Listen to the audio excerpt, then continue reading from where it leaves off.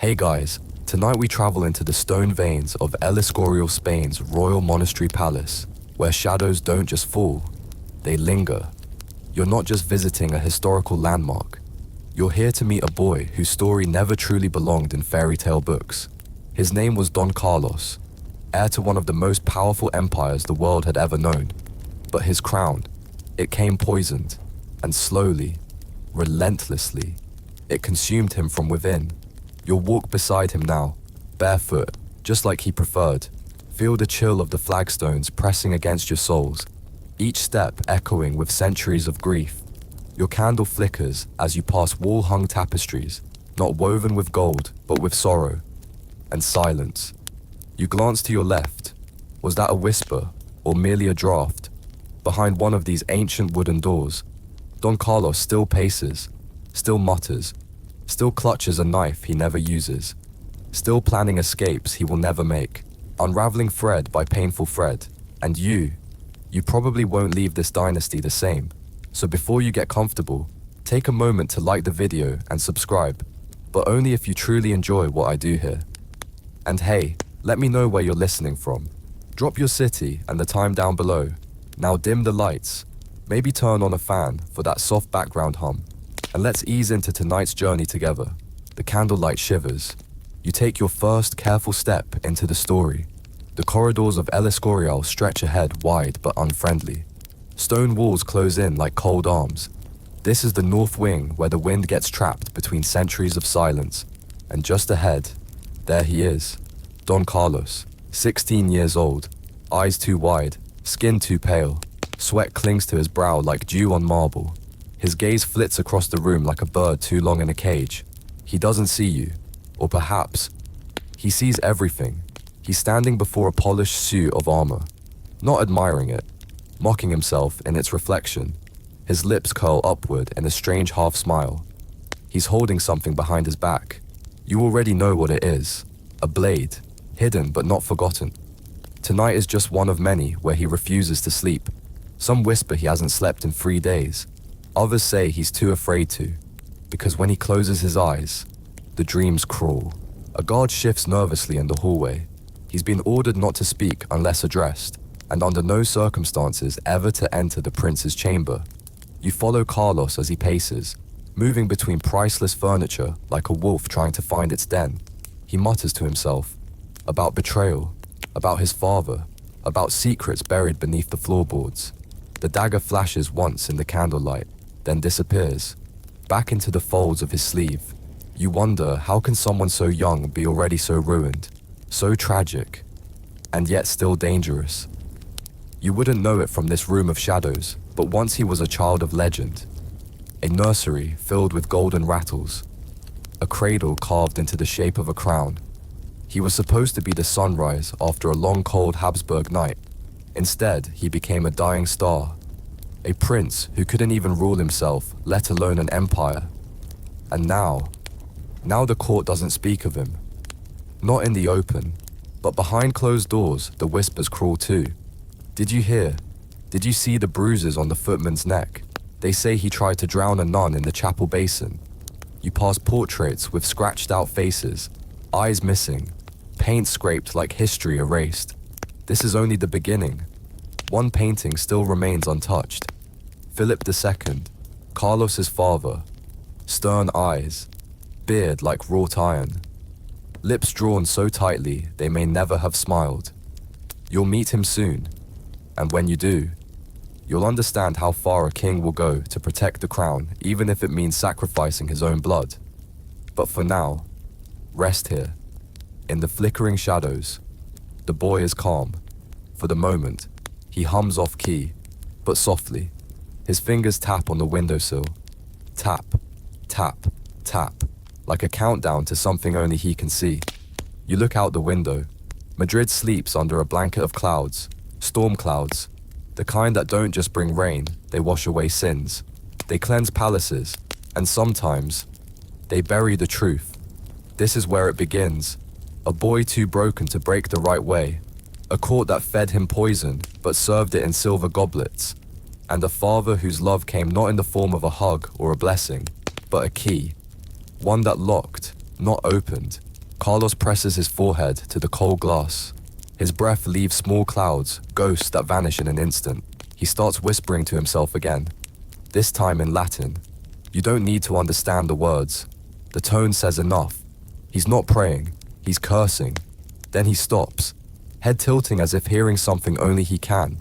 The knife appears again, not threatening, just present, as if its weight grounds him, as if it reminds him he still has some control.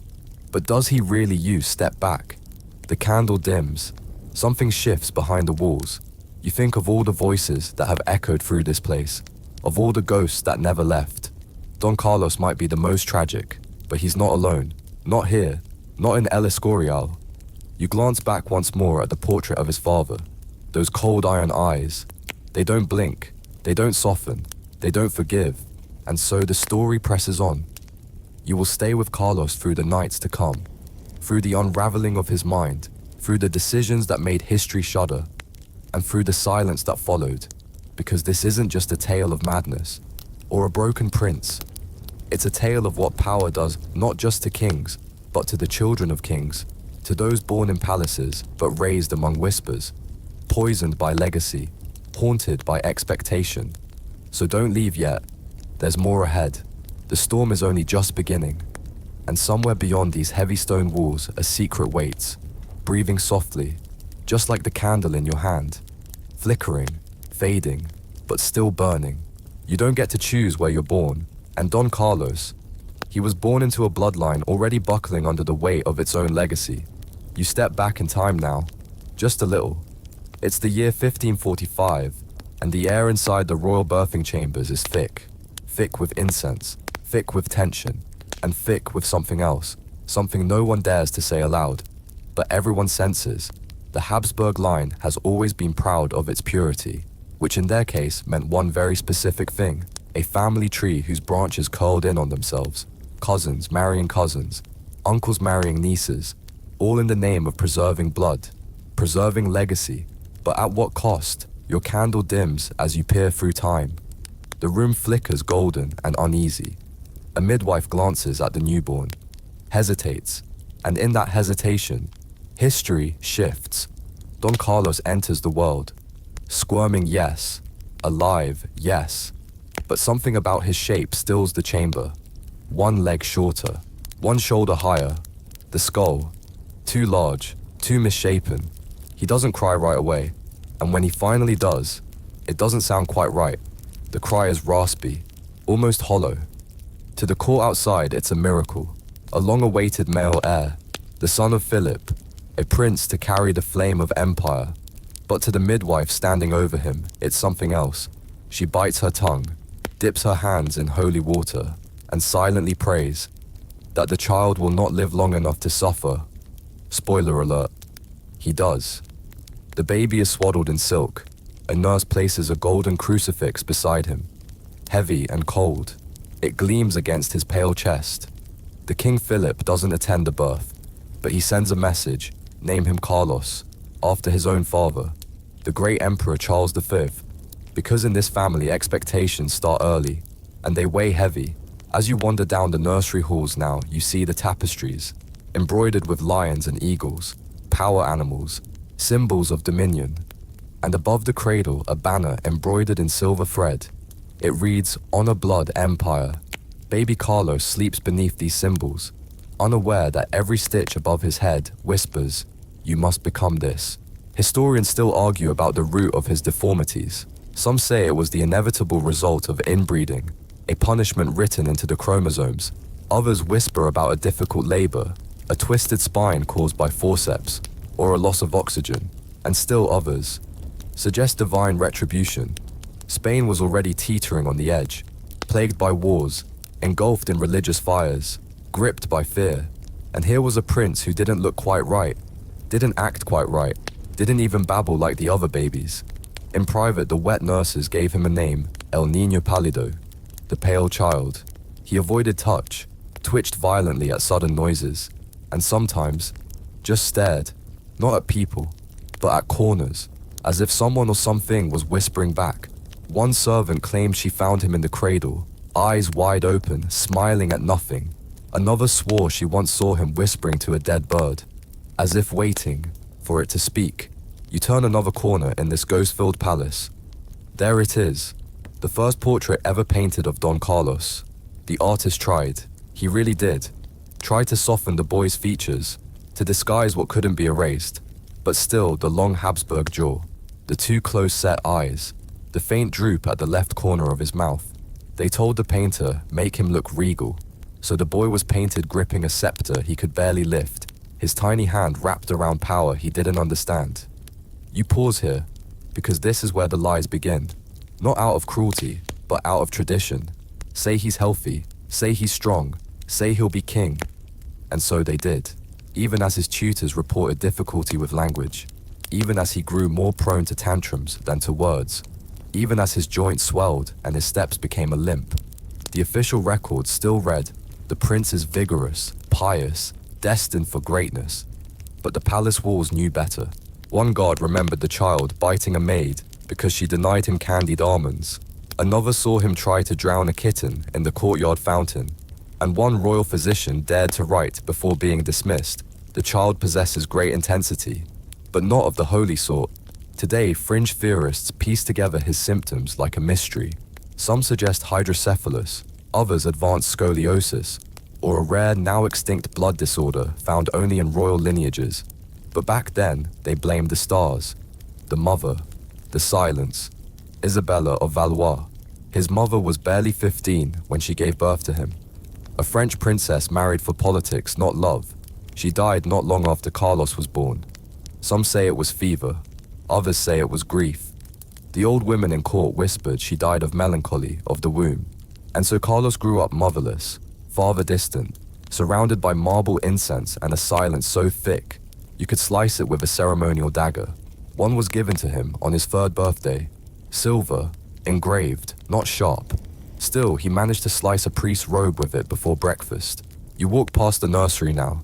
It's locked. No child has slept there for centuries. But if you pause, if you really listen, you might still hear it. The faint scratch of fingernails against wood. And beneath that, a voice. Small, muffled. A boy's voice. Practicing his own name. Carlos, Carlos, El Rey. Because no matter how fragile he was, no matter how bent his bones or how strange his gaze, he knew who he was supposed to be, the king. You turn a corner in El Escorial, and the air grows colder.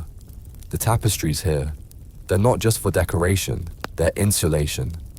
Layers of woven silence wrapped tightly around rooms that were never meant to echo. Because in these halls, walks a man who does not tolerate echoes. Philip II, Carlos's father, the most Catholic monarch of his age, a king who slept 4 hours a night, confessed his sins daily, and read reports in 4 languages, all while gripping a quill like a dagger. You see him now, sitting beneath an oil lamp in his private study.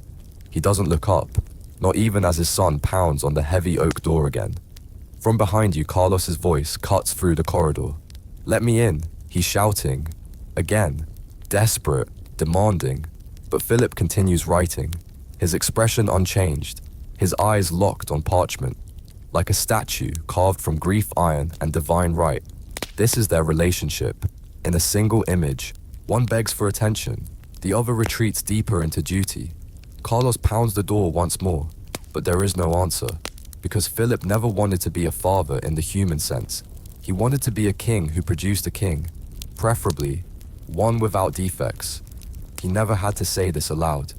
His silence said it all, and Philip's silence, it could crush a grown man's will in under 5 minutes. Carlos didn't stand a chance. Historians still debate whether Philip ever truly loved his son.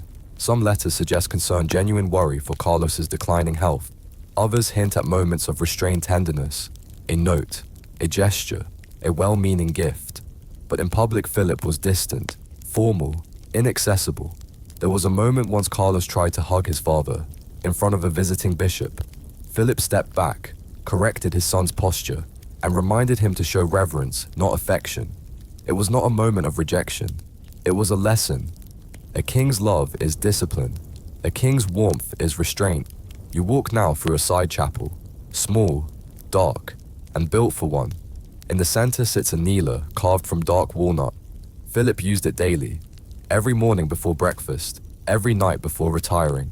He didn't kneel to beg, he knelt to listen, to receive order, to accept instruction, because to Philip, God was a monarch, and he was merely a servant with a crown, and an empire that spanned the globe, Spain, the Netherlands, parts of Italy, and the glittering wealth of the New World. But even with that crown, he could not rule his own son.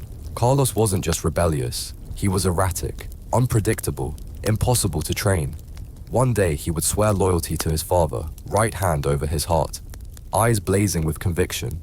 The next he would scribble blasphemy on the margins of scripture, smear ink across the book of Psalms, and demand the Pope be replaced with someone more exciting. His behavior wasn't defiant, it was chaotic. You walk now into the royal library. Shelves stretch skyward. Ancient tomes line the walls. Velvet ropes keep commoners out. But Philip read them all.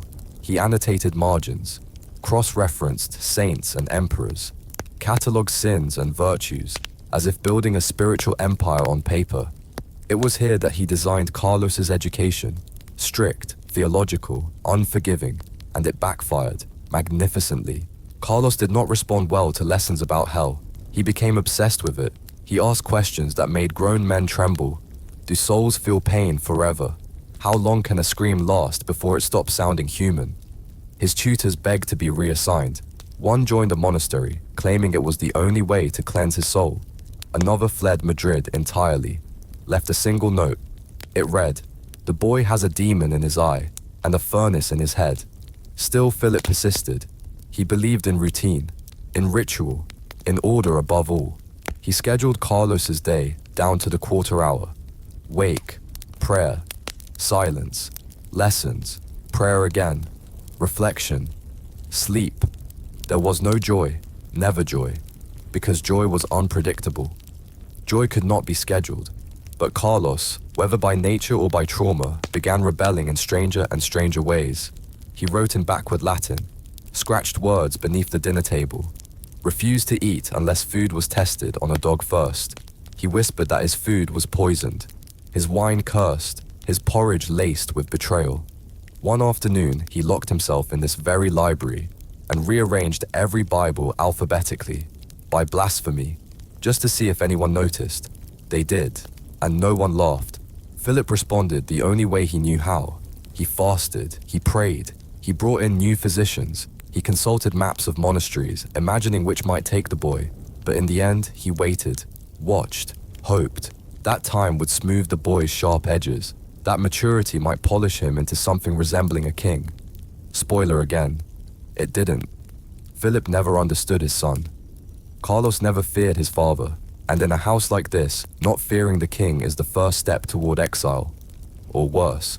You pause now. Outside a small wooden door, it leads to Philip's private prayer room. Inside, a single chair, no cushions, no gold, just a wooden cross, and a painting. Christ, mouth sewn shut, blood trickling from the thread. Fitting, isn't it, a silent savior? For a king who ruled without words. Philip believed words were dangerous. Speech is unreliable. He once said time and I against any two, and he meant it. He was a man who could wait, and wait, and wait, until time itself bent in his favor. But time does strange things, especially when it flows through a bloodline already fractured, already trembling. And tonight, time is running out, not just for Carlos, but for the legacy Philip clung to like a relic. You step back into the corridor. The candlelight flickers, the cold returns. Behind one door, a boy unravels. Behind another, a father recites psalms and wonders where he went wrong. But neither will say the words. Neither will reach out. Neither will break the silence. Because in this dynasty, silence is tradition. Silence is armor. Silence is the only thing that doesn't betray. And somewhere deep inside El Escorial, where the wind cannot reach, and time cannot heal, the echo of Carlos's fist still pounds against that study door, and the king inside still does not answer. The torches along the hallway flicker as you move deeper into the palace, toward the heart of the boy who should have been a king, Don Carlos. But tonight we don't follow his footsteps. We study what he was built from. Let's begin with his skull. Yes, you heard that right, his actual skull. Because long after he died, it was exhumed. And what they found still sparks debate to this day. A skull misshapen, elongated, with signs of premature fusion in the cranial sutures. Forensic pathologists still examine the remains. Historians still argue over what caused it. Was it hydrocephalus, a congenital defect, birth trauma, or simply the Habsburg legacy, finally folding in on itself like a cursed piece of parchment? Your fingers brush along the edge of a tapestry. It depicts Charles V, Carlos's grandfather, Emperor of the Holy Roman Empire, a man of immense power and a famously unimpressive jaw. Because if there's one thing the Habsburgs were known for, aside from global dominance, it was their aggressive inbreeding. Cousins to cousins, uncles to nieces, over and over, all in the name of keeping the bloodlines pure. And after 10 generations of that, what do you get? A boy like Carlos. Carlos inherited the infamous Habsburg jaw, so pronounced it interfered with his ability to chew. Some records suggest he couldn't fully close his mouth. Others recall a lisp, a stutter when emotional. When he grew agitated, which was often his words tumbled into incoherence, but the jaw, that was just the beginning. Carlos suffered from brutal headaches, frequent nosebleeds, episodes of blacking out without warning. One physician wrote that Carlos endured fits of fury, accompanied by sweating, incoherence, and trembling, which modern doctors might say sounds a lot like temporal lobe epilepsy. Of course, back then they didn't have those words. They called it melancholia, or worse, divine punishment. Carlos had trouble walking. His right leg dragged. He favored the left, which made his gait look crooked, as if he were always walking downhill. And that skull, some modern theories suggest craniosynostosis, a condition where the skull plates fuse too early, trapping the brain. The result, pressure, pain, and if untreated, madness. Now imagine living inside a head like that, and being expected to rule half the known world. Still, the court dressed him in velvet, gold, placed him on miniature thrones, called him El Príncipe. They clapped when he waved, and turned their eyes away when he threw food across the room, when he screamed at invisible things, when he clawed at his own skin during thunderstorms. One afternoon, during a public procession, Carlos took off his shoe and hurled it into the crowd. People laughed until he spat at them. Then they stopped. Philip didn't laugh. Philip didn't even look. He just ordered more prayers. Carlos's mind, brilliant in flashes, seemed wrapped in fog. Moments of brightness. He could recite legal codes from memory, sketch entire cities he'd never seen. Glimpses of genius gone as fast as they appeared, like sunlight through storm clouds. Here, then swallowed again by grey. One historian called him a mind aflame inside a body crumbling from birth. Others say that's too poetic. But even the skeptics agree. Something was wrong. You stand now in the old infirmary wing. Dust clings to every tile. The air is still. Windows locked against time. In this very room, royal physicians once examined Carlos. They measured his limbs, peered into his pupils, smelled his sweat. They wrote long reports, detailed, careful, mostly useless, because science back then was limited. And what science didn't explain, superstition filled. One doctor recommended weekly bloodletting. Another insisted they apply slices of pigeon to Carlos's feet to draw out the madness. One even suggested trepanning, drilling a hole in his skull, to release evil spirits. That one didn't get approval, possibly because Carlos bit him before he could finish the proposal. You pass a wooden table, still here after all these years. The instruments laid out tiny blades, rusting clamps, a jar of leeches, and a silver hammer, intended perhaps for cracking walnuts or skulls. In the corner, a low stool. Carlos once sat there, strapped in during a violent episode. They said he screamed for 3 hours, collapsed in silence, then did it all again. A cycle. Rage, collapse, repeat, and none of them knew why. You run your hand along the stone wall. Cool, uneven. They're etched faintly into the surface. 2 initials, CP Carlos de Austria. Princeps. He carved it himself, maybe to prove he existed, or maybe to remind the stones who they were holding. Because the truth is, No one knew what to do with Don Carlos.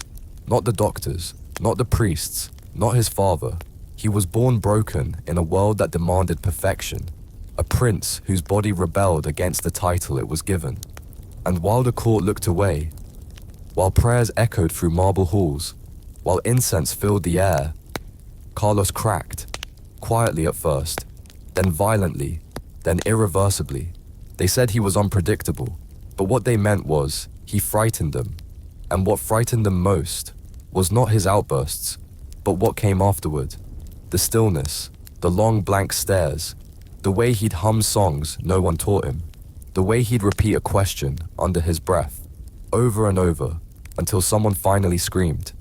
The court began to whisper, behind fans, behind robes, behind locked doors. What happens when he becomes king? What if he turns on the people? What if the crown only fuels the fire? And so the palace grew quieter, colder. The doors between Carlos and the outside world shut one by one. He was a prince, but he was also a problem.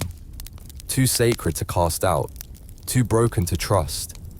And above it all, a father who had no language for love. The light fades now as you leave the infirmary. Only silence follows you. No guards, no music, no prayers. Just a hollow sense that somewhere in this place a child once screamed for hours on end, and nobody knew whether to answer or to pray it would stop. You hear it before you see it, that ragged rhythm of breath, uneven, unsteady, like a bellows puffing in the dark.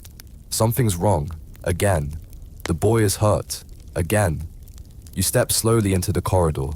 The torches don't flicker here, they strain, as if reluctant to light this part of the palace.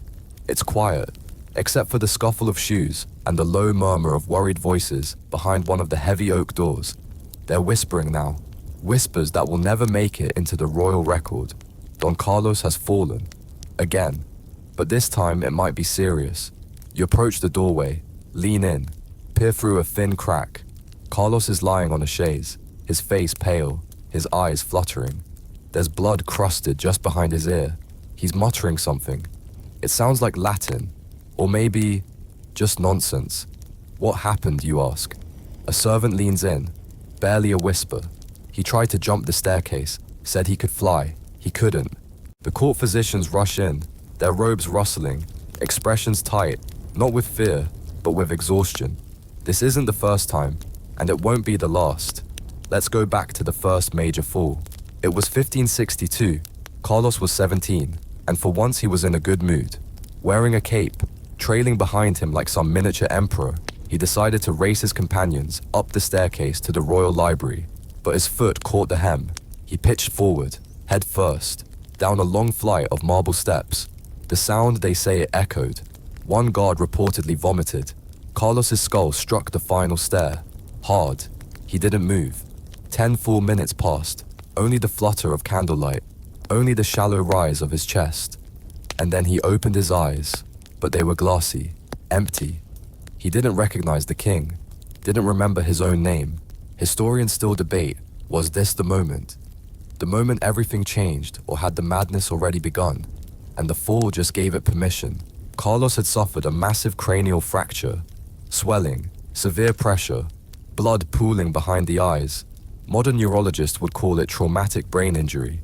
Frontal lobe damage possibly, the kind that turns impulse into explosion. Philip, his father, summoned every physician in Spain. One recommended ice, another used herbal poultices. One suggested tying a dead frog to his forehead. Because in the 16th century, nothing screamed medical emergency like amphibian accessories. Eventually, they turned to treacle, to leeches, to vinegar-soaked cloths wrapped tightly around his head. They shaved his skull, whispered prayers, watched, and waited. Carlos survived, but something was different. He had changed. In the weeks that followed, paranoia bloomed like a bruise beneath the skin. Carlos refused to eat, unless someone else tasted his food first. And not just tasted, he made them wait an hour, to see if they died, he explained.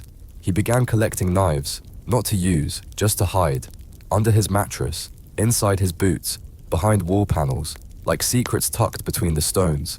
At night, he screamed himself hoarse, shouting names no one knew, sometimes numbers, Endless rhythmic numbers, chanted like spells, over and over.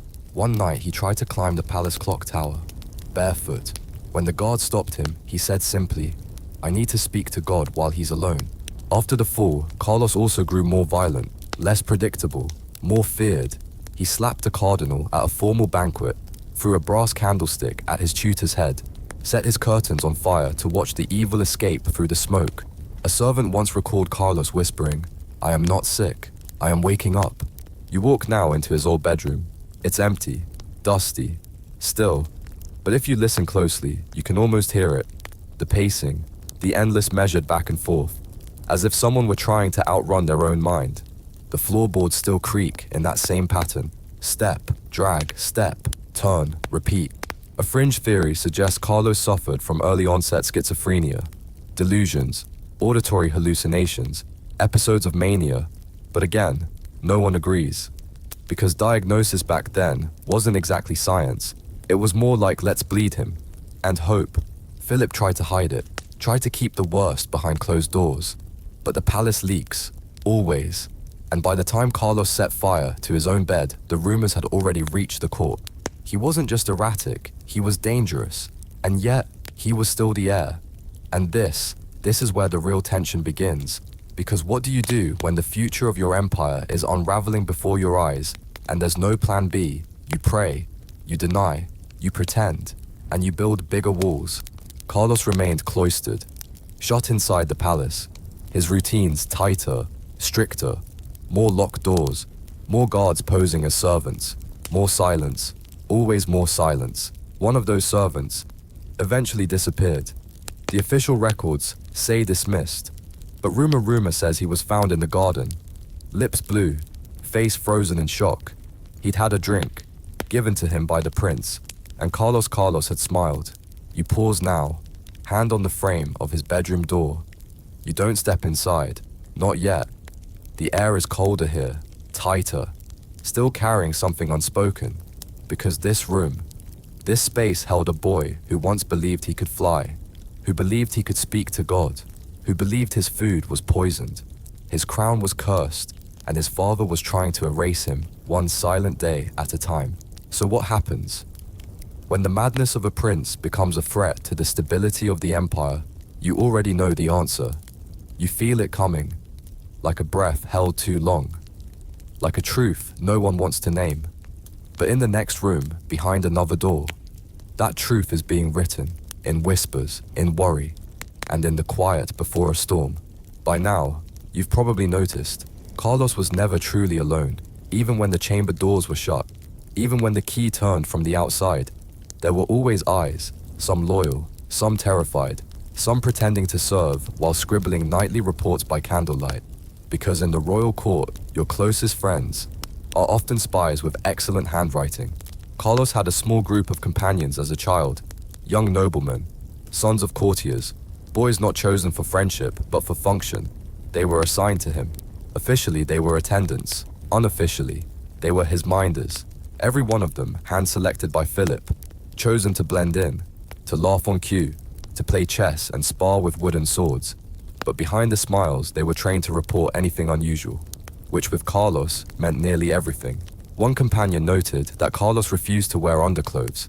He called them fabric prisons. Another wrote that the prince sang lullabies to his boots before sleeping. A third claimed he caught Carlos kneeling before a loaf of bread, praying that it confess its secrets. It sounds funny, at first, then sad, deeply sad. You turn a corner and enter a corridor lined with old tapestries, scenes of lions tearing into stags, Roman generals holding laurel wreaths. This was once called the Hall of Virtues. Ironically, it's where Carlos threw his worst tantrums. He once tried to strangle a page boy here. Why? Because the boy told him he couldn't bring a live chicken into mass. Carlos didn't take it well. The boy survived. Barely. After that incident, Philip dismissed the entire group of companions. He brought in fresh faces, quieter boys, easier to bribe, less likely to scream. But even they couldn't soften the spiral. You reach for a folder, a replica of one of the many reports sent daily to the king. You read, the prince speaks now to walls assigning them names. He struck a mirror today for refusing to answer. Another report says he claimed the moon was his true mother, that his father is a wax figure impersonating the king. And yet, even amidst the madness, there were moments of disturbing clarity. Carlos could lecture for hours on Roman military strategy. He recited entire books from memory. Virgil, Augustine, even obscure theologians. One visiting scholar remarked that Carlos had an intellect locked in a theater of shadows. Locked. That word appears again and again, because the more erratic Carlos became, the more tightly the leash was pulled. No one could leave his presence without direct permission from the king. Even his personal priest was rotated weekly. Prevent undue influence, they said. But really, it was about control, about limiting familiarity, about surveillance disguised as protection. Carlos began to suspect everything, and everyone. He kept candles burning all night, afraid of the dark, afraid of what moved in the dark. He developed rituals, touched the door frame twice before entering, blink 4 times before speaking, never ever say the king's name after midnight. He carried a small black book, not of his confessions, but of others, imagined sins, invented shames, entries written in red ink. He'd read from it at dinner, out loud, giggling between lines, that sharp, too bright laugh that makes your stomach twist. And yet he could be charming, brilliant, captivating, but only for 5 minutes, just long enough to lure you in. Visitors left bewildered. He's not mad, one ambassador wrote. He's just misunderstood. Another added, or perhaps he is mad, but eloquently so. One of the strangest accounts comes from a young Flemish envoy. He spent 2 evenings with Carlos. On the first night, they discussed astronomy, the nature of stars, the weight of the soul. On the second, Carlos showed him a mouse, a live mouse, dressed in armor sewn by hand. Carlos called it his general in an army of the damned. Hard pivot, to say the least. You enter a sitting room now, part of Carlos's old suite. It still smells faintly of old wood and lavender oil.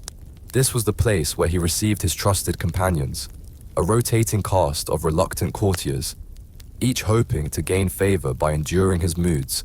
Carlos rarely trusted anyone, but he did have one friend, Juan of Austria, his half-brother, illegitimate, handsome, charismatic, everything Carlos was not. Carlos adored him and hated him. One day he offered Juan his ring, swore loyalty, called him brother of my soul. The next he accused him of treason, threw a chalice at his head, laughed, then cried. Historians debate this relationship still. Did Juan's closeness to Philip intensify Carlos's paranoia? Did he see Juan as the heir the court truly wanted, and worse? In moments of painful lucidity, did Carlos agree? You sit now on a cold stone bench in the corner of that sitting room. Close your eyes and try to imagine what it felt like to be Carlos. To live in a cage of velvet, where every pillow had ears, where every laugh might end in betrayal, where even childhood friends wrote daily reports to the man who watched you fall apart and never once reached for your hand. Carlos lived in a world where secrets weren't hidden, they were documented, where love came second to loyalty, where every kind word was followed by a written summary filed for inspection. To be prince was not to be protected, it was to be watched, measured, judged, to be the heir, but never the son. And as his mind fractured, one thought must have echoed louder than the rest. Who do I belong to? Because if your father sees you as a liability, if your companions fear you, if your thoughts frighten even yourself, then what are you, a prince, a prisoner, a prophecy gone wrong? Maybe all 3, maybe none. The candlelight dims as you enter a corridor where mirrors once lined the walls. Most of them are gone now, removed, shattered, or quietly disposed of, because Don Carlos didn't just hate his reflection, he feared it. At first it was subtle. He would glance at polished surfaces and wince, mutter things under his breath, wipe the mirrors with his sleeve, then demand they be turned to face the wall. But later, the episodes became stranger, more intense, more frightening. One courtier remembers entering Carlos's chambers to find him yelling at a mirror, but not at his reflection, at someone he claimed was hiding behind the glass. He picked up a candlestick and threw it. The mirror shattered. The shard sliced into his arm, leaving a long open gash. He bled freely, but calmly. He whispered, "That'll teach him not to mock me." That was the first time Philip's council quietly suggested confinement. Not prison, not exile, just limited movement, more supervision, fewer mirrors. You take a seat now, on a carved wooden bench, the same one maybe where Carlos once sat, where he interrogated his own servants, demanded answers, punished silence, because by this point Carlos wasn't just paranoid, he was hunting enemies, real or imagined, and it didn't take much to provoke him. One evening, a tutor dared correct his Latin declension. Carlos responded by slamming the man's hand in a heavy book. He declared, "May your fingers rot for lying to me." Another day, he ordered the guards to find the court tailor. Why? Because his new doublet smelled of betrayal. What does betrayal smell like according to Carlos Oranges? The poor tailor fled Madrid, disappeared, his name never spoken again. You enter the prince's wardrobe now, or what's left of it. Velvet coats once hung here in neat rows, silk shirts, fur-lined cloaks, gold-threaded sashes, now just empty racks, and the faint scent of cedar. Carlos used to spend hours here, not admiring, not preening, accusing. He believed his garments were cursed, that the dyes were poisoned, that heretics had sewn the seams. Once he dragged a velvet cape out into the courtyard, set it ablaze, screamed into the flames, let the devil wear it instead. The fire singed his eyebrows. He barely noticed. And it wasn't just the clothing. Carlos began demanding fresh bed linens every few hours. He said he could feel tiny teeth biting him in the night. Doctors said lice. Carlos said punishment from God for not kneeling long enough during morning mass. One evening, he called for a servant, asked him to hold a candle, still, steady, while Carlos carved something into the wood of his own door. The inscription read, "I sleep surrounded by traitors. Their silence is loud." You find that very door now. It's still here. The carving has faded, but not vanished. Run your fingers along the grain. You'll feel the groove where each letter was gouged into the wood with obsessive force, letter by letter, word by word, as if etching his fear might finally silence it. But the worst was still to come. It happened shortly after a hunting trip. Carlos had been denied permission to carry firearms. Philip had said it was too dangerous, too risky. Carlos returned from the forest, seething. He walked into the stables and found a young stable boy tending to a horse. No one knows exactly what Carlos said, but moments later, screams erupted from the stable. When the guards arrived, Carlos stood there, torch in one hand, a jug of oil in the other. The boy was tied up, the straw beneath him soaked. Carlos smiled, calm, and said he lied about the saddle. Liars burn. They stopped him in time, barely. The stable boy survived, but he was never seen at court again. Rumors say his family was paid to stay quiet. That was the moment everything changed. Because even in Philip's court, a place of discipline and distance, there were lines, and Carlos had crossed one. The council convened, no fanfare, no announcements, just a locked room, and a decision made in whispers. Don Carlos could no longer be trusted. Not with freedom, not with weapons, not even with himself. And not because he was mad, though he certainly was, but because he was dangerous, and royal blood only protects you until it doesn't. That night, the king did not sleep. He sat at his desk, a single candle burning low. Next to him, a piece of parchment, half a prayer, and a key. The key to his son's rooms. You feel it now in the walls. The air is heavier, tighter. You're standing in the quiet before something irreversible. Carlos doesn't know it yet, but the final door has been shut. Not with violence, with silence, not with a shout, with a whisper, a father's whisper, a king's decree, and somewhere, down the corridor, a son still paces, still mutters, still thinks the world is watching him burn. But what he doesn't know is the flame is already at the door, and this time no one's coming to put it out. You wake before dawn. The halls of El Escorial are still, but not silent. Down the corridor, soft footsteps echo off cold marble. A group of men, 6 guards, 1 priest, and the king's personal secretary approach the prince's chambers with torches in hand.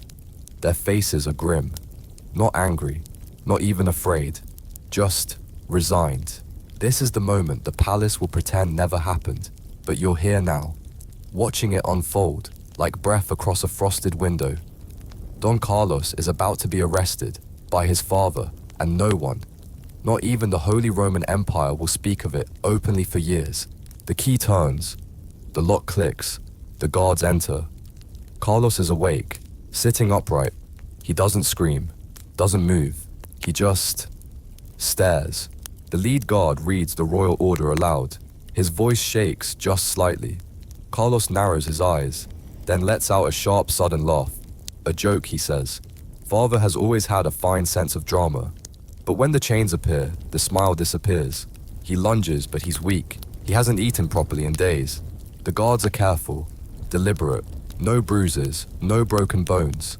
Because this is still the heir to the Spanish throne. You don't manhandle a prince. Even when he's shaking with rage, even when he spits, even when he promises death in 12 languages, he is escorted to his chambers, locked in. The key turned again, this time from the outside. And just like that, Don Carlos becomes a prisoner, in his own palace, by his own father's hand. Historians still debate what finally pushed Philip over the edge. Was it the stable boy, the mirror shattering, the growing danger, or was it simply the realization that this son, this trembling, furious, unwell boy could never rule an empire? Whatever the cause, the effect was final. Carlos's suite is sealed. Food is brought, left on silver trays, outside his door. Servants are rotated weekly. To prevent sympathy, all mirrors removed, all sharp objects confiscated. The windows bolted shut, the door reinforced with iron. No visitors without the king's explicit permission. And Carlos begins to unravel. Not in screams, not in violence, but in slow, chilling silence. He refuses to eat, then demands roast pheasant, then throws it against the wall. He drinks only wine, then only water, then nothing at all. He writes letters, dozens of them, addressed to imaginary monarchs. He signs treaties with invisible ambassadors. He proposes marriage to a candlestick. And every day, the guards stand outside, listening, not speaking, just waiting. Inside, Carlos talks to himself. For hours, sometimes in French, sometimes in Latin, sometimes in a language no one recognizes. He paces, he hums, he carves words into the floor with a spoon. Words like time is a noose. Kings bury sons in their own hearts. Let the worms wear my crown.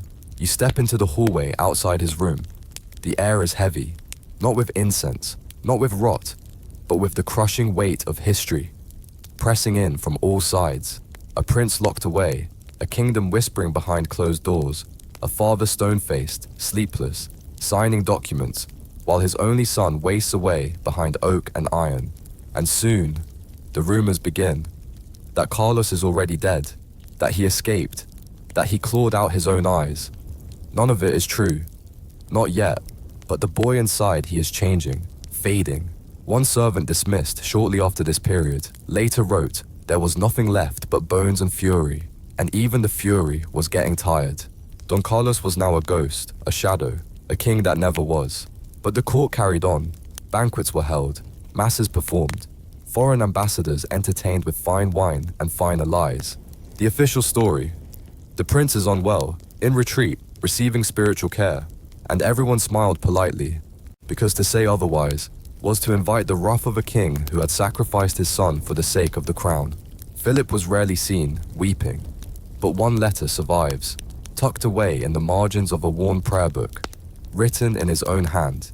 It reads, Lord, if this cup cannot pass from me, unless I drink it, thy will be done. Carlos never saw that note, and if he had, he might have spat on it, or eaten it, or folded it into a paper crown and declared himself reborn. Because even behind locked doors, even while wasting away, he still believed somewhere deep inside that he was meant to rule, that he had been born with fire in his blood. That destiny had just been delayed. But the world had already decided. Carlos would never wear the crown, and the boy who once dreamed of ruling empires would not survive long enough to leave a legacy. The days pass, and so does the food. What Carlos eats now is closely monitored, strictly controlled, and quietly odd, because somewhere between the paranoia and the pain, Don Carlos develops a fixation on fruit. Not all fruit, just one, melons. At first it's harmless. He asks for a slice, then a half, then an entire melon with every meal. His guards oblige. After all, a confined prince is still a prince, and if melons keep him quiet, let him have them. Let him have 10. But then comes the summer of 1567, the year the heat clung to the palace walls like damp wool, the year the water ran stale and the fruit turned. You step now into the former kitchen wing, long emptied, silent, the air still scented faintly of ash and thyme. This is where the food was prepared for Carlos, where his meals were sliced, arranged, and left at the threshold of his chamber. One day, according to a kitchen servant's private diary, a batch of melons arrived too ripe, soft, sweet to the point of rot. No one questioned it, not at first. Carlos devoured them, refused all else, refused water, even wine, just melon. Day after day, breakfast, midday, evening, only melon. Until one morning, the guards heard shrieking. Not words, a sound from deep in the throat, like something alive being pulled apart. They rushed in to find him curled in a corner, clutching his stomach, eyes wild. Pointing at the ceiling, he screamed, "They're chewing through me." Then he vomited, once, twice, red, then darker, then nothing at all. The physician was summoned, late and reluctantly. He examined the boy, declared it a severe fever, possibly dysentery, maybe poisoning, or just heat stroke, combined with bad fruit. Historians still argue over what it really was. Some say the melons were spoiled, others suggest someone intentionally let them rot. Knowing Carlos's obsession wouldn't let him stop. And then, there are whispers. Whispers darker than the rest. That this was the moment the king began quietly, withdrawing care. That the fruit was a test, and Carlos failed it. In the days that followed, Carlos's condition worsened. He stopped sleeping, then stopped speaking, then started again, only to mutter about insects crawling inside his body. He demanded to be bled. The physician refused, so Carlos did it himself, with a sliver of broken ceramic hidden beneath his mattress. When they found him, the sheets were soaked. He was grinning. He said, "It's the juice of the melons. Let it out." You sit now in the palace's old infirmary. Empty. Dust layered on every sill. A cracked basin sits crooked beside a rusted surgical tray. This is where they tried feebly to nurse him. Cool cloths, herbal drafts, spoonfuls of bitter syrup. Nothing worked. He refused medicine, bit anyone who came too close, clawed at the walls with what was left of his fingernails. And through it all, the smell of melon hung in the air. Sickly sweet, rot, sugar, and something else. Something wrong. It coated the room, leaked into the hallway, clung to the guards' clothes, a scent that never left. They say the king visited once during this time. He didn't enter. He stood at the door, silent, listening. Inside, Carlos raved. He called Philip the Worm King, laughed, then sobbed. Philip left without a word. The court issued no statement. Of course not. But the whisper network, it thrived. They say the prince is being eaten from the inside. He speaks to the flies on the window. He thinks he's a god now. And then something new. He stopped eating. Not even melon, not even wine, nothing. A prince once surrounded by gold silk, servants and symphonies. Now starved, delirious, wasting. And the worst part he knew. He told a priest, "I am unpeeling," then smiled. Like it was funny, like he understood that something inside him had turned. Soft, sour, and irreversible. You stay seated, in this room that once tried to mend a broken air, and failed. The melon smell still lingers, in stone, in silence, in memory. No cure came, no redemption arc, just rot, and decline, and the quiet undoing of a life built for crowns but not for survival. The night is heavy, the kind of darkness that doesn't just fill the room, it settles into the bones. You move quietly through the west wing of El Escorial, past shuttered windows, past silent statues. Even the air seems to hold its breath, because tonight, Carlos will go too far. He's already lost weight, too much. His skin hangs from him like wet parchment, his eyes sunken deeper each day. He hasn't spoken in full sentences for weeks, just fragments, echoes, shadow thoughts, and then out of nowhere, a scream. You freeze. It isn't pain, it's triumph. A shriek of victory, followed by a crash, then silence. The guards rush in and find him, standing barefoot, his bed overturned, shards of porcelain strewn across the floor like fallen stars. Carlos is panting, grinning, his hands smeared with something. They hope it's wine. It's not. In the center of the room lies a servant boy, one of the younger attendants. Face pale, hair singed, clothes damp with oil. Carlos had dragged him in from the outer corridor, poured lamp oil over him, and was moments away from striking the tinderbox when the scream gave him away. He didn't deny it. He laughed. "False prophets must burn," he said. Then added, he whispered in French last night. "France is my enemy. Do the math." There is no math, only horror. This wasn't a burst of rage. This wasn't madness in motion. This was planned. He had hidden the oil, stolen the flint, lured the boy in with promises of a storybook from his childhood. You can still see it, the child's footprint burned into the rug, the half-melted wick lying nearby. The tinder never struck. Thank God. That was the final straw. Philip was informed immediately. No more waiting, no more praying. The boy was now a threat, to others, and to himself. The council convened again, late into the night, but this time there was no debate, only a cold, painful consensus. Carlos would be confined, permanently, tighter surveillance, stricter controls, and for the first time, food rationing. One councillor raised a brow. "Surely, Your Majesty, the prince must be nourished." Philip said nothing, only nodded, once, and so began the slow starving. Not of the stomach, of the soul. You walk now into the chamber, once used as a pantry for the prince. It's empty, but long ago it held rows of delicacies, candied figs, spiced meats, marzipan shaped like roses, all gone. From now on, Carlos would receive bread and water. Once a day, no meat, no fruit, no visitors, no contact, except the priest, and even then only through the door. Carlos didn't understand at first. He laughed when the plate arrived. Where's the rest? But when the next day brought the same, he wept. By day 3, he tore apart his mattress, searching for contraband food. He accused the seams of hiding sausage. He licked candle wax, chewed the hem of his shirt, tried to drink ink. When the guards entered, to remove the bedding, he hissed, bit one of them, drew blood. His teeth were still strong, even if everything else was crumbling. Soon even the priest stopped coming. He said his words are not prayers, they are curses written backwards. And yet Carlos endured. He lasted longer than anyone expected, long enough for more whispers to bloom. Why is he still alive? Is it mercy or cruelty? Or does the king want him to die so slowly he forgets who he is? You walk now through a long narrow hallway outside the prince's room. Here, you can almost hear it. The shuffling, the pacing, the restless drag of a body that refuses to lie still. You press your hand to the cold stone wall, run your fingers along the grooves, because even without sharp tools Carlos managed to carve, he found a way, lines etched into the wall, not words, just marks, scores, hundreds of them. No one knows what he was counting. Days, sins, servants.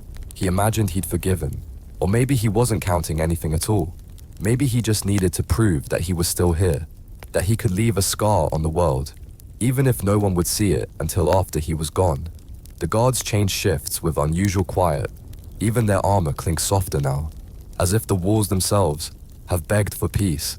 Inside the locked chamber, Don Carlos lies still, not asleep, just hollow, a shape without motion, a body without demand, a prince slowly fading into stillness. He hasn't spoken in days, not since the fire, not since the food was cut back to the bare minimum required to keep a body technically alive. You step into the corridor just outside his room. It smells like dust, cold metal, the scent of a place where life once pulsed through the stone, but hasn't been welcome in some time. One guard, young, barely bearded, stares at the floor and mutters softly. He sings sometimes, not songs, just sounds, like he's trying to remember a tune he never learned. Another adds he doesn't ask for food anymore, just paper. They don't give it to him. Too dangerous. He once tried to eat a letter, said he was consuming prophecy, so now he's left with nothing. No parchment, no ink, just the walls, and memories fragmented, swollen, fading like old tapestries. From 30 dishes a day to barely a crust. That's the new feeding schedule. And even that is starting to feel like indulgence. You glance down into the servant's ledger. Today's entry reads, bread soaked in broth, small cup of water, no utensils. That's it. That's the menu for the former heir to the Spanish Empire. One evening, Carlos begins banging on the wall. Not hard, not angry, just slow, rhythmic. like a heartbeat too tired to care. The guards listen, but they don't move. They've learned. It's better to wait. Let it pass. Then comes a whisper, barely audible. I've written it. The new order.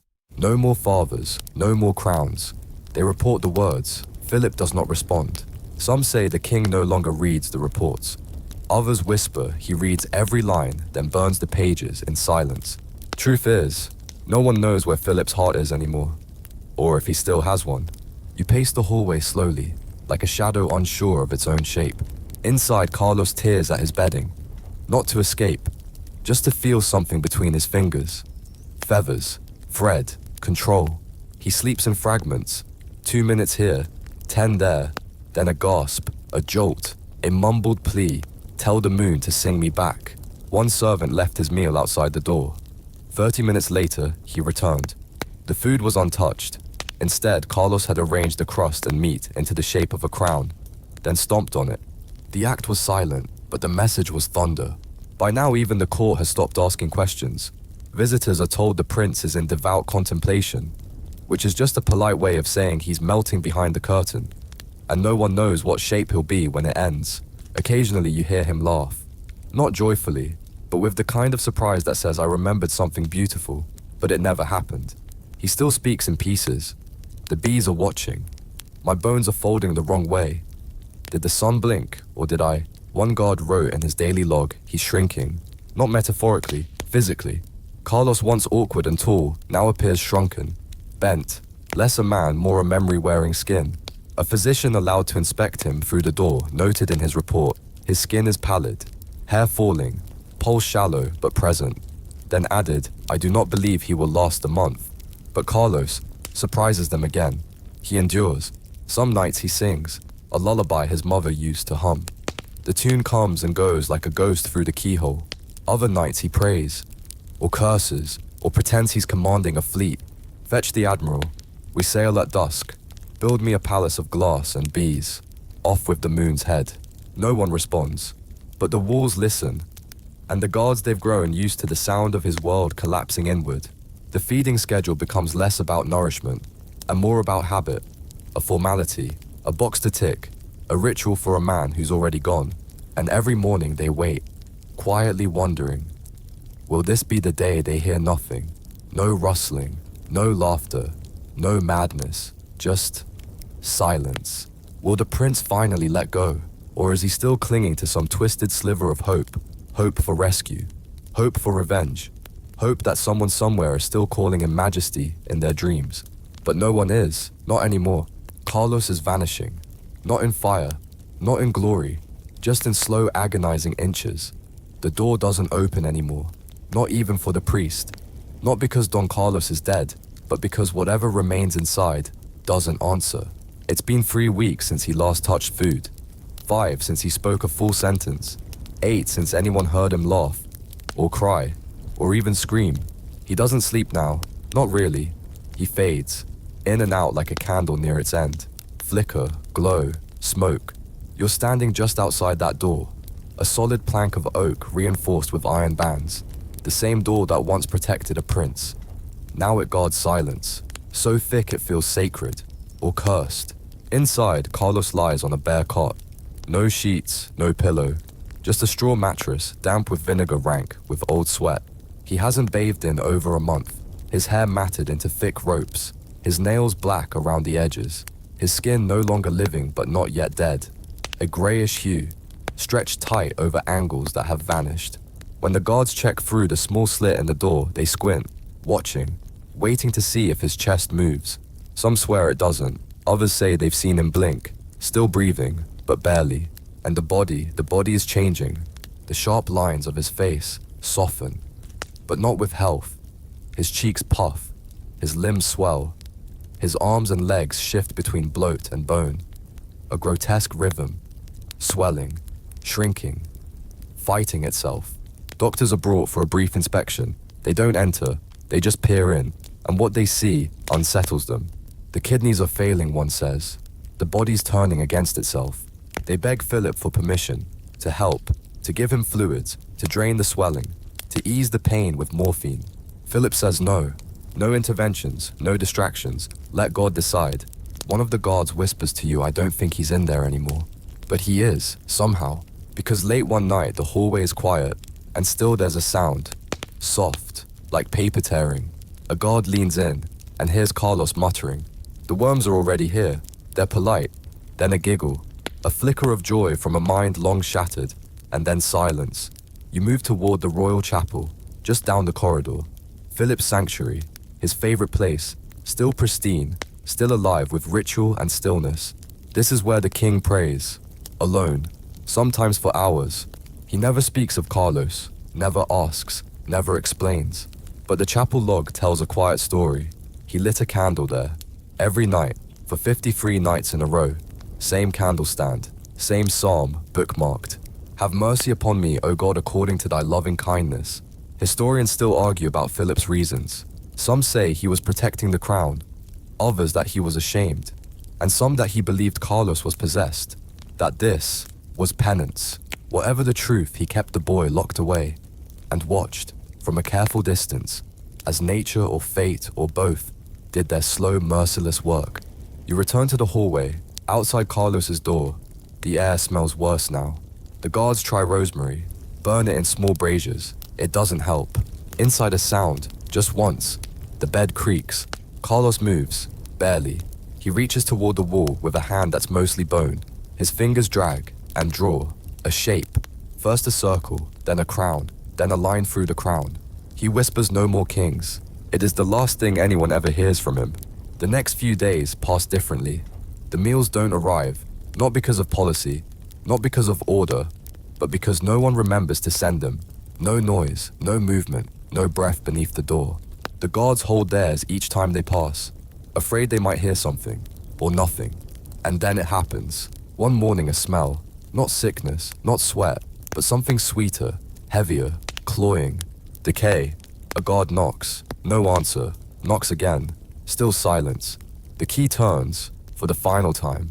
Inside, Don Carlos lies still, on his cot, his arms folded, eyes closed, no resistance, no ceremony. The window nearby is faintly scratched. With a single word, exit. The physician enters, checks breath, pulse, nothing. Carlos is gone. No priest is summoned, no bell rings, no announcement. Just two guards, one court scribe, and a doctor who refuses to speak about what he saw. In the official record, only 6 words His Highness is no longer among us. No cause of death listed. No note of fever, of hunger, of madness. Just gone. You leave the room in silence. The stone beneath your feet feels colder now, as though even the palace is grieving, remembering something it never wanted to hold.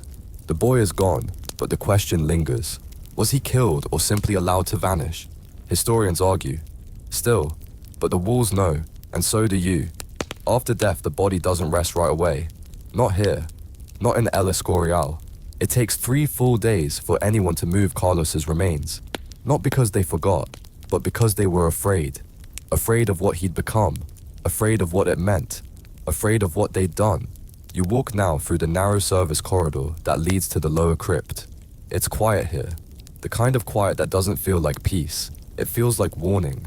The air smells of cold lime and old incense.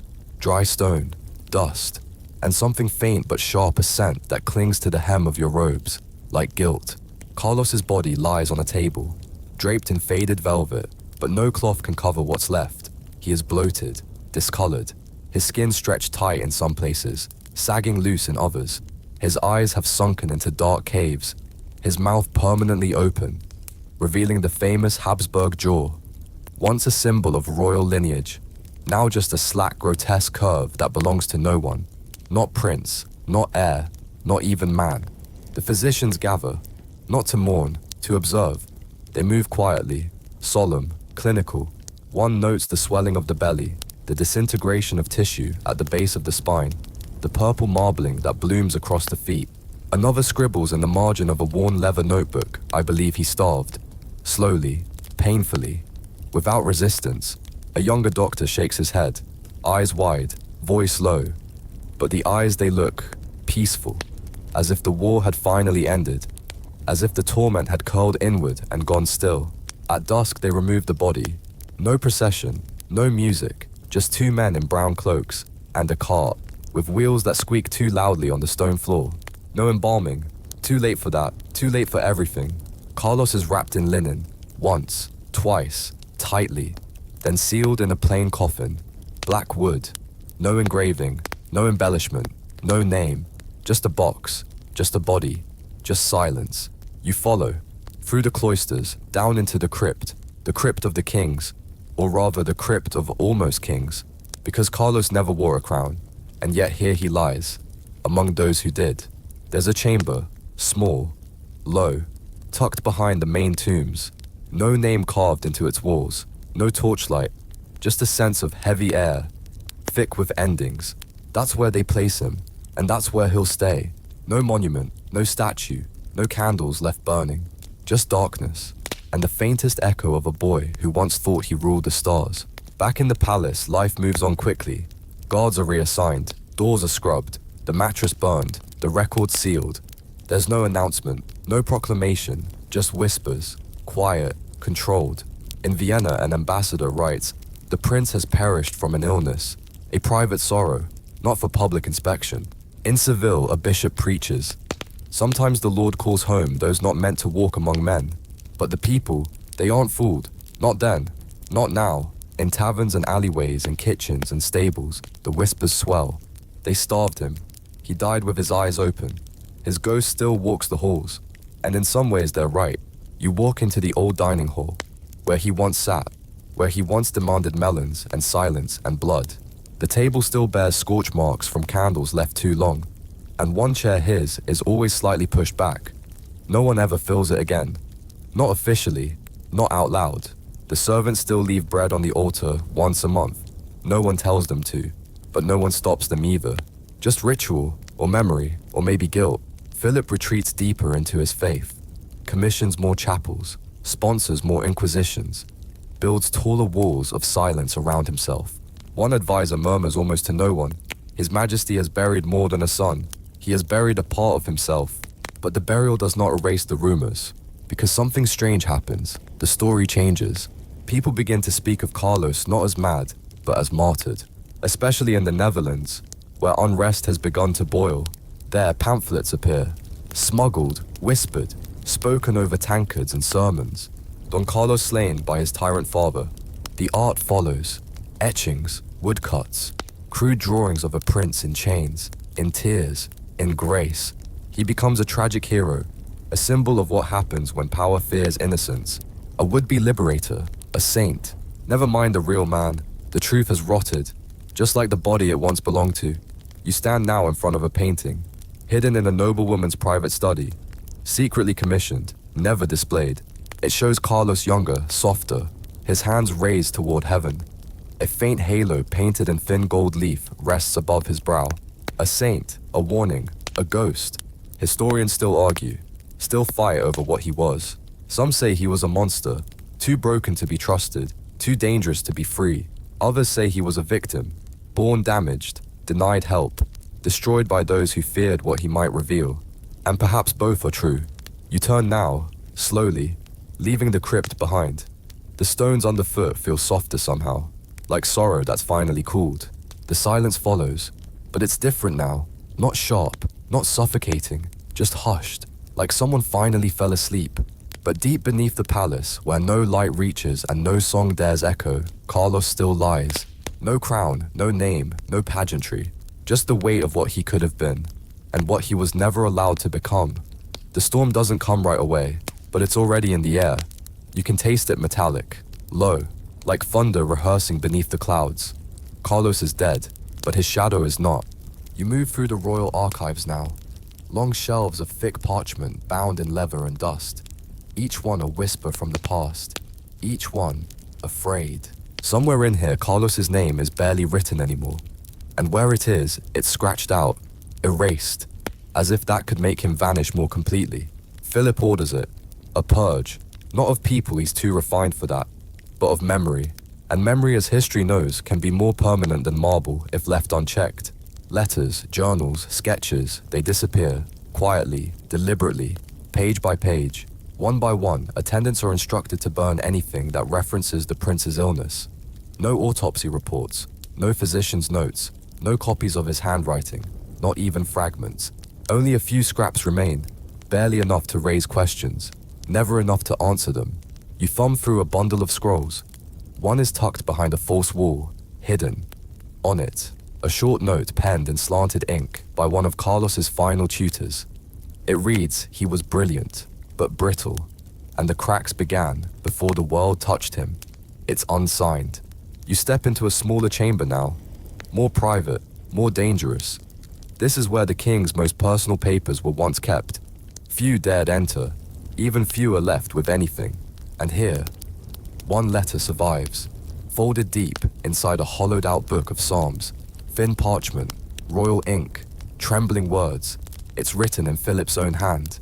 It reads, "My son lives in my dreams, but I fear even God cannot fix what was given to us broken. Forgive me."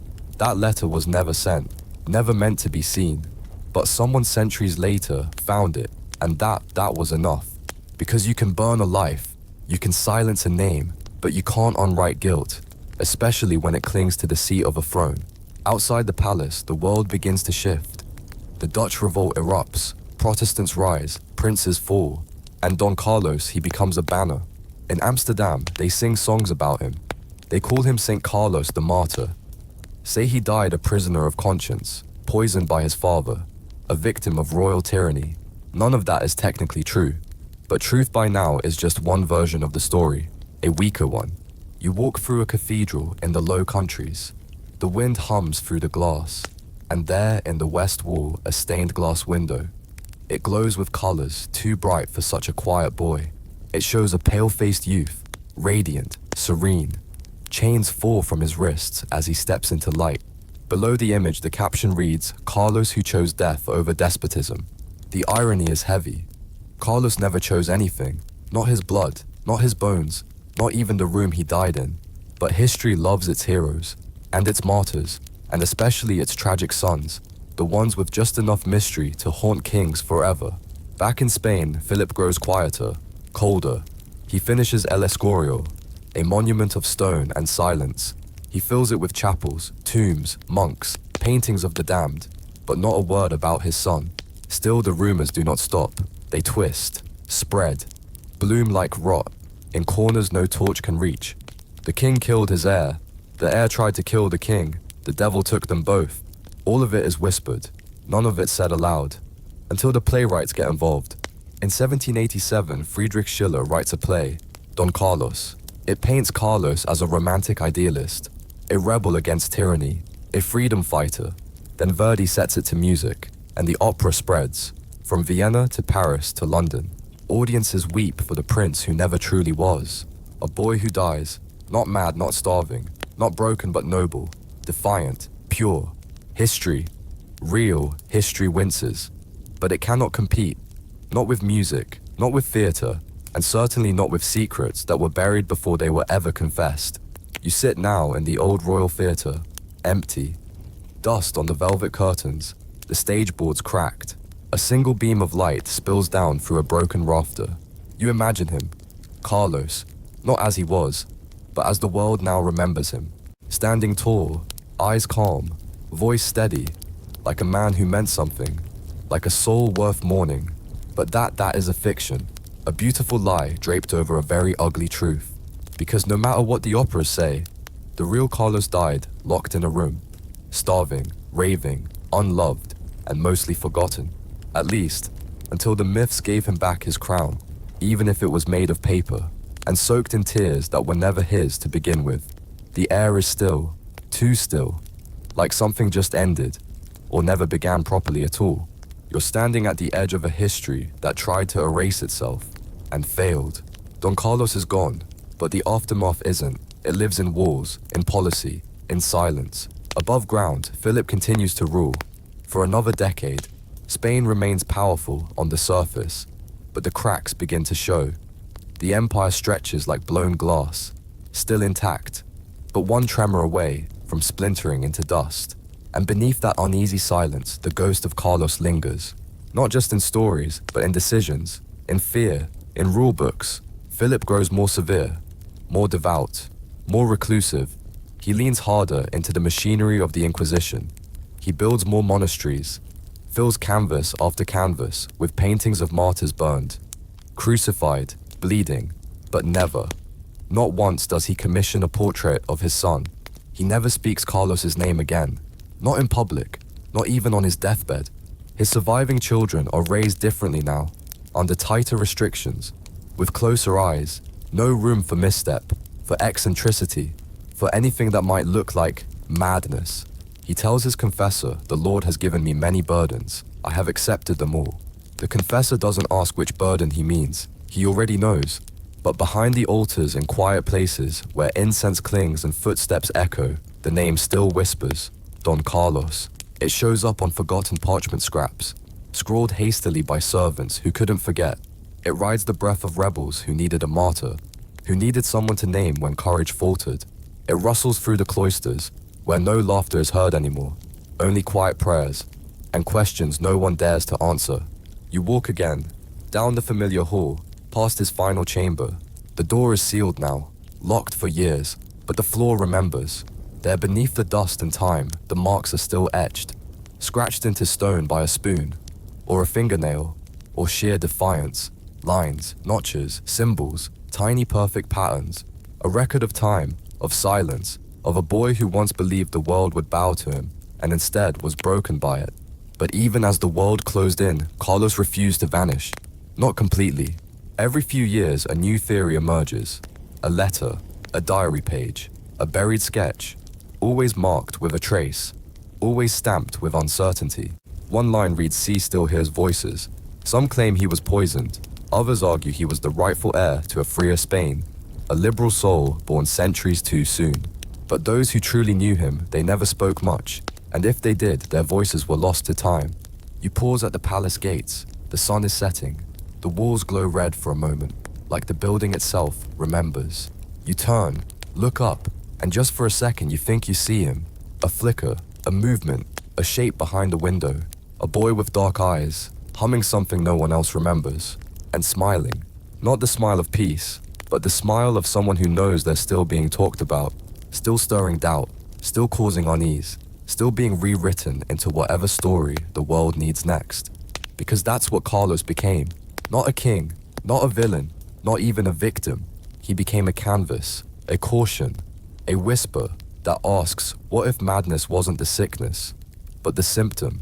And now the palace closes, the lights fade, and somewhere in the marrow of the stone, in the pauses between prayers, the ghost of a boy who never ruled still haunts the bloodline that could never contain him.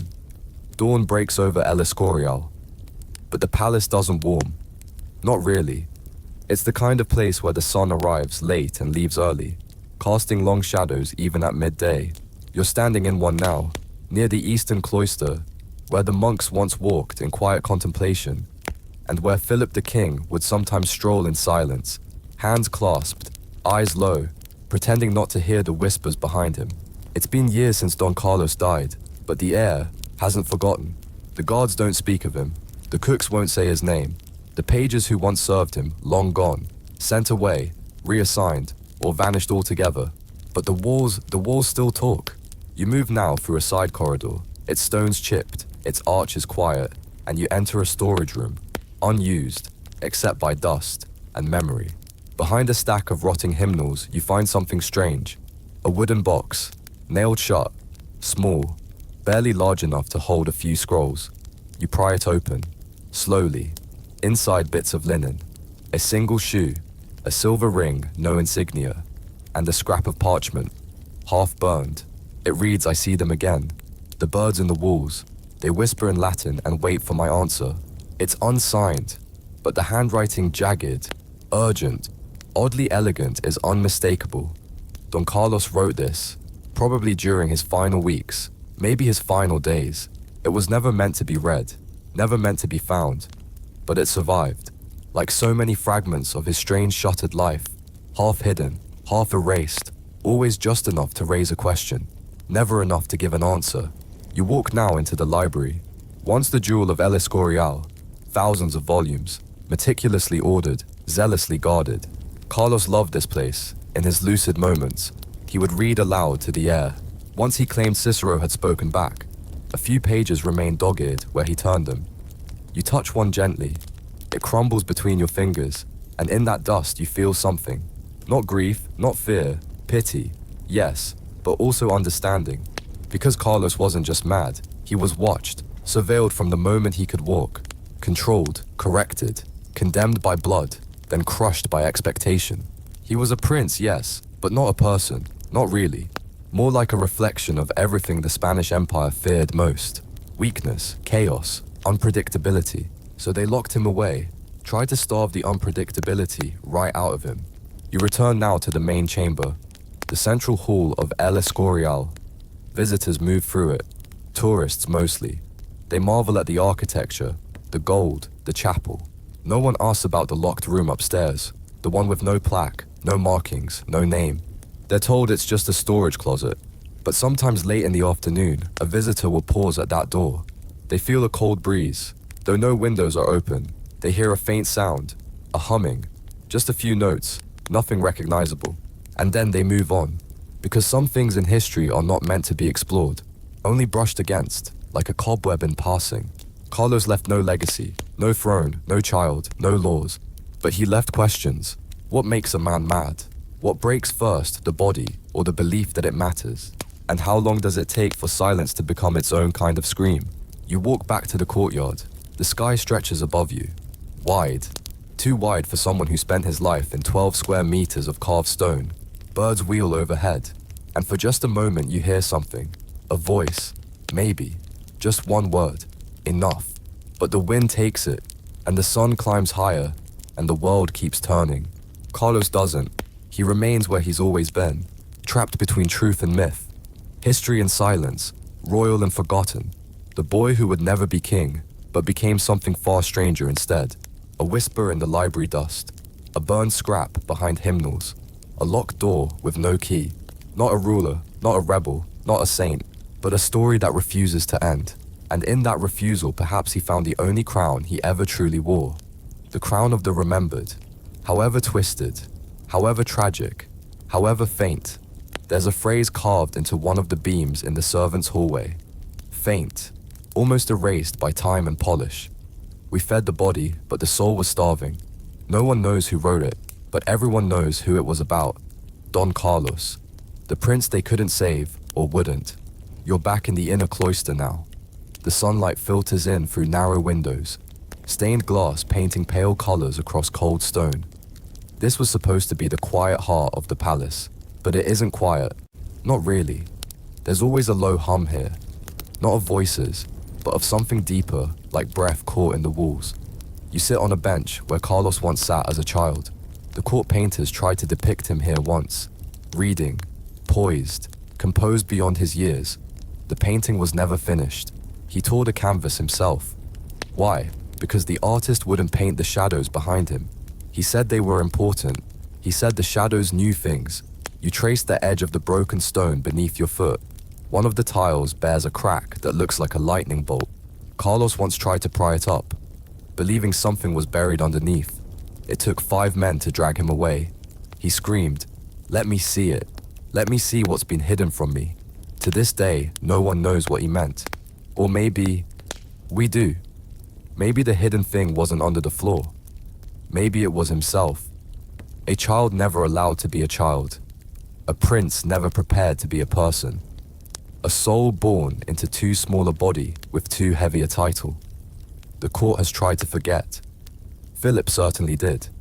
Spain pretended. But the rest of Europe didn't. Don Carlos became legend. Not by deed, but by decay. The pamphlets grew bolder. Protestants painted him as a victim of Catholic tyranny. Romanticists described him as the tortured soul of a dying empire. And revolutionaries in centuries to come would hold him up as a symbol of what happens when power eats its own. And eat it did. You wander now through the dining hall, long since repurposed. The table's gone, the silverware melted down. But if you look closely, you'll see grooves in the floor where chairs once scraped back in haste.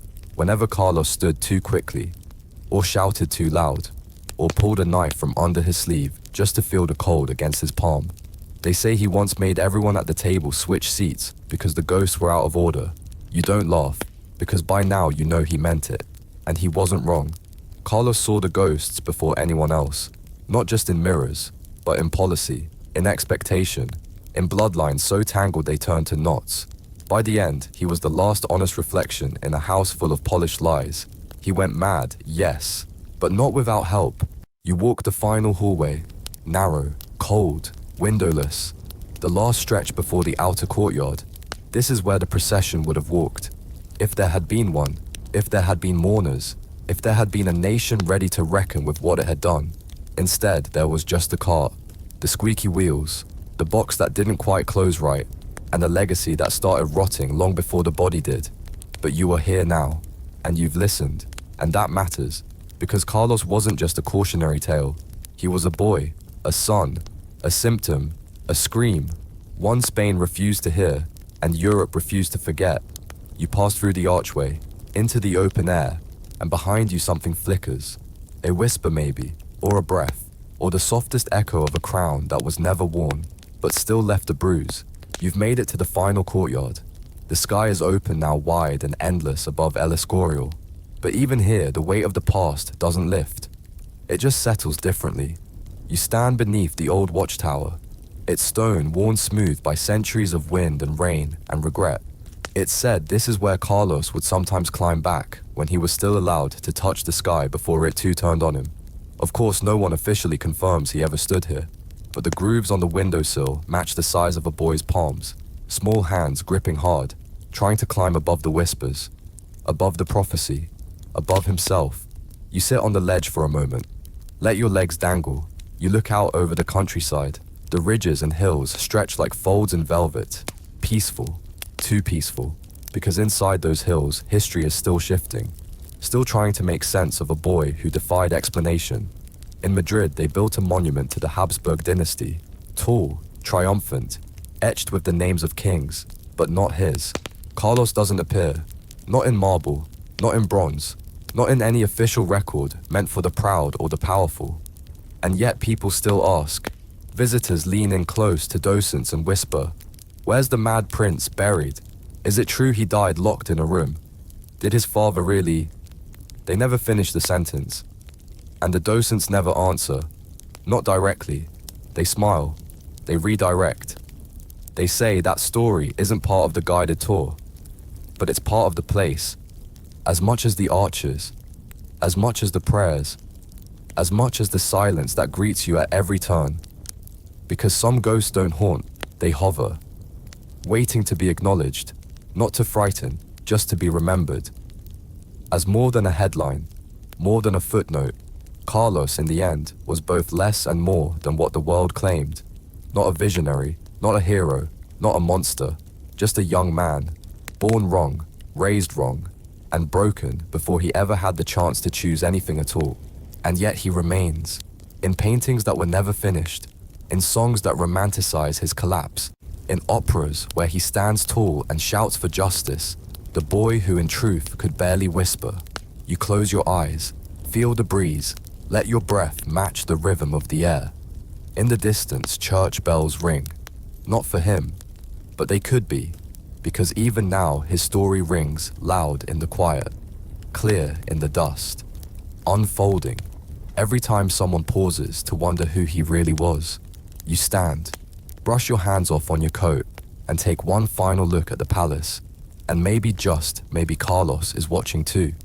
Not vengeful, not bitter, just curious, wondering who still remembers and why it still matters. Because in every age, there's a new Carlos. Not a prince, but a person, misunderstood, overlooked, blamed for being different in a world built for sameness. And maybe, if we remember this Carlos, if we truly remember, we'll do better by the next one. Let that be the legacy. Not his madness, not his misery, but the simple act of listening, of knowing, of not turning away. You step through the gates, back into the modern world, and the wind follows you. Just a little, like a boy who never quite learned how to say goodbye. The path back from El Escorial is quiet.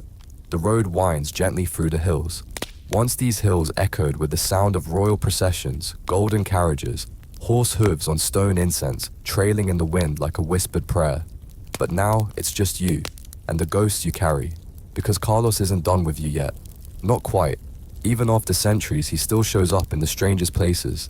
Not as a man, but as an idea, a warning, a riddle, a question the crown could never answer. You pause at the edge of a forest. There's a village church here, small, unassuming, a crumbling chapel whose frescoes have long surrendered to time. Still, one of them catches your eye. It's crude, primitive, the kind of painting done not with precision but with memory. A boy, drawn simply, a faint circle over his head. Not a saint's halo, something else, drawn too wide, too wobbly, like a crown trying to stay balanced.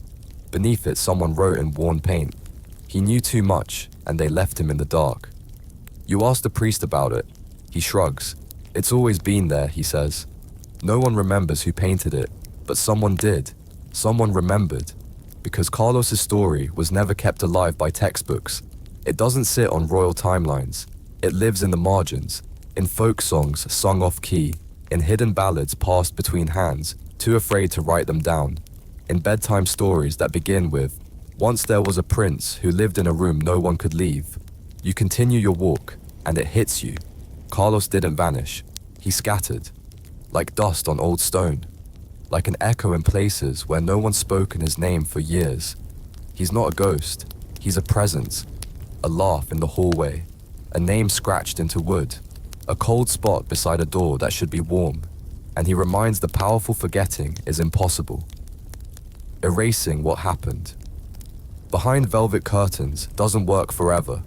In one version, they say he was poisoned. In another, he stopped eating.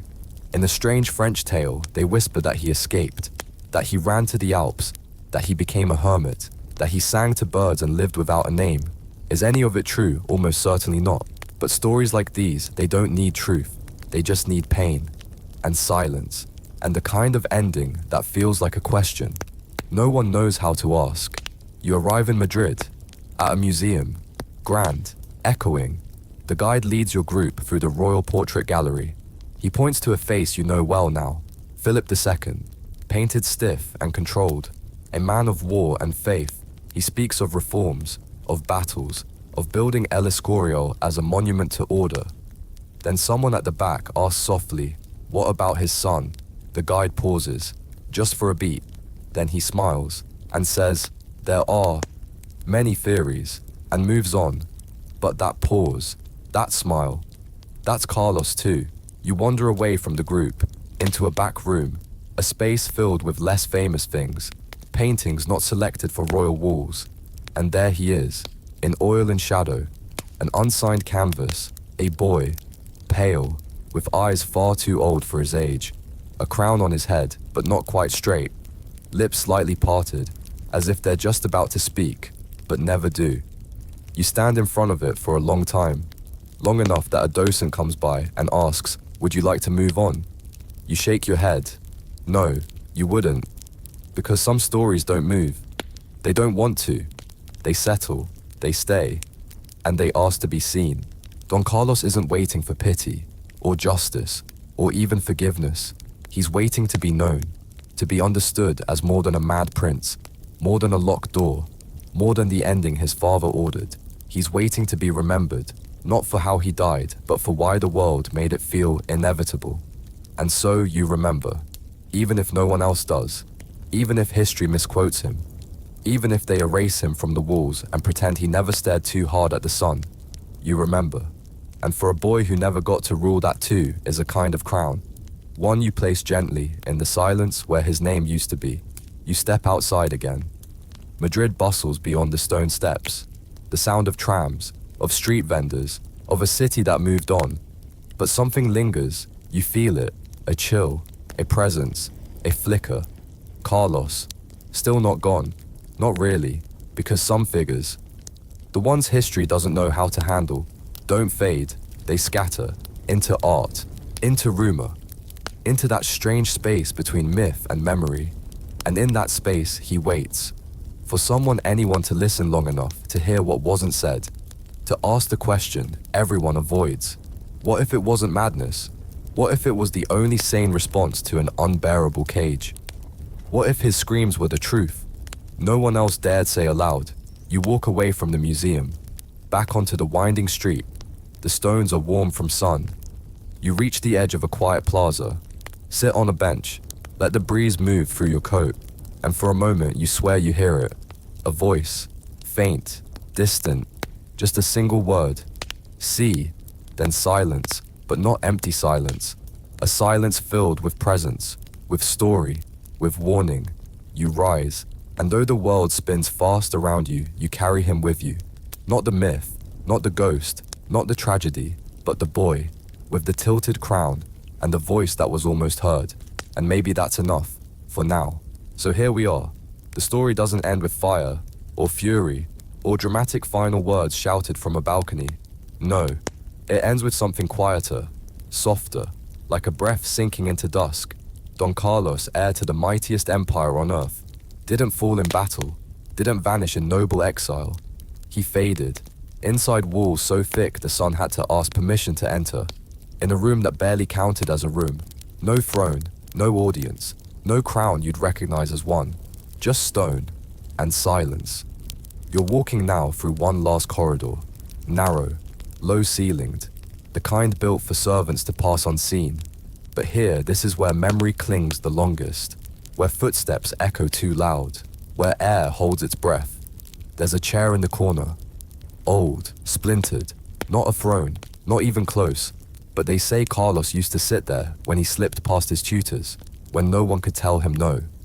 He would rock slowly, back and forth, and back again, whispering to himself, about ships made of gold, about bees that wore armor, about fire, always fire.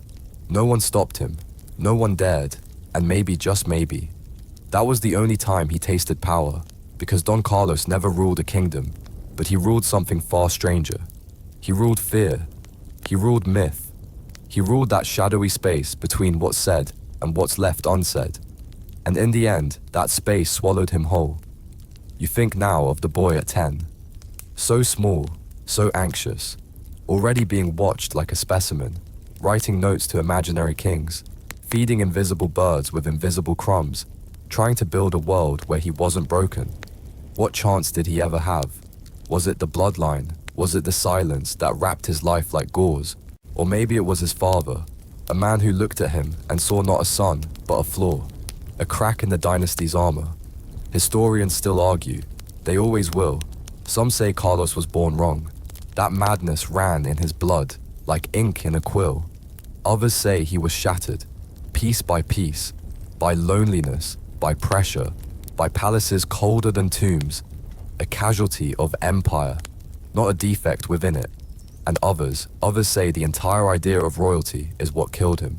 The practice of breeding children like prize horses, of sacrificing boys to maintain power, of building nations on the backs of sons who never asked for a crown.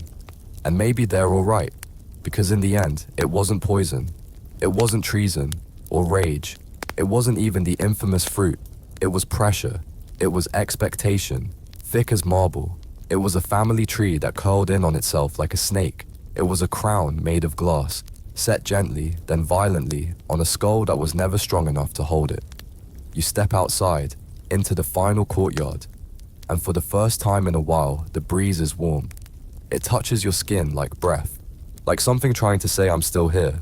And in that moment, you realize Don Carlos was not just a cautionary tale, not just a ghost for gossip, or a name for scholars to debate. He was a person, a boy, a soul. And though his image has been twisted, red-rawn distorted, across centuries, he remains.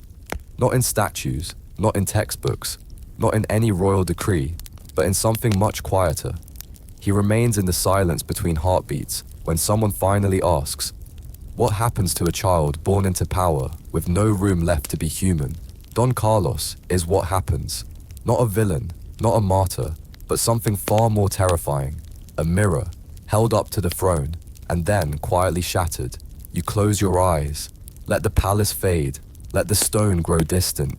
The room is quiet now, no keys turning in the lock, no guards whispering beyond the door, no footsteps, no flickering candlelight, just breath, yours, slow, even, and somewhere in the back of memory, a hum, soft, off-key, a song no one taught him, but one he sang anyway. Because even ghosts, even the forgotten need lullabies. And you've heard his, you've carried it with you. You've stepped where he once stood. You've listened when the world chose silence. And now let him rest. Not as a prince, not as a madman, not even as a tragedy, but as someone who was seen. For the first time. Let the echoes fade. Let the stone cool. Let the shadows fall gently where they've always wanted to land. And sleep. Safe. Still. Knowing you walked the dark hall and came back whole. End of script. Sweet dreams.